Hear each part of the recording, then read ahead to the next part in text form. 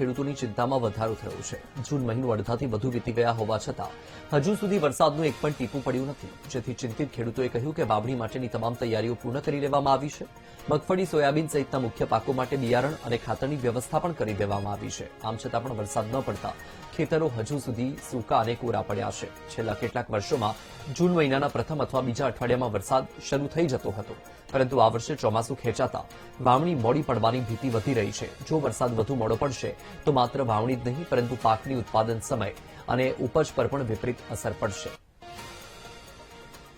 અમારા ખેતીમાં અત્યારે વરસાદની રાહ જોઈ અને બેઠા છીએ, કાંઈ ઉત્પાદન થયું દેખાતું નથી। ચોમાસું લેટ થઈ ગયું, 15 જૂને વહી ગઈ અને હજી કેટલા દી કાઢે એ તો ભગવાનને ખબર।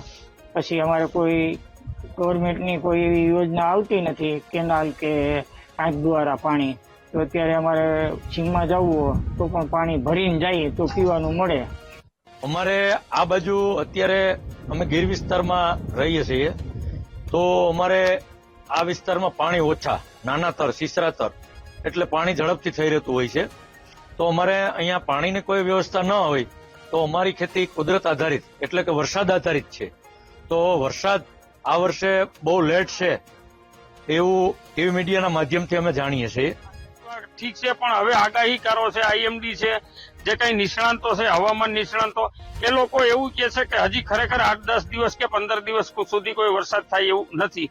તો હવે જો 15 દિવસ વરસાદ ખેંચે તો માલધારીને જે કઈ ગાયો ભેંસો છે એને નીણમાં પણ થોડી તંગી આવે અને ખેડૂતોનું વાવેતર પાસ્તરું થાય છે। જો પાસ્તરું વાવેતર થાય એટલે અમારે માની લો કે 11મા 12મા મહિનામાં એ ઉત્પાદન આવે તો એ પાસ્તરું ઓછું થાય એનું કારણ છે કે શિયાળો આવી જાય।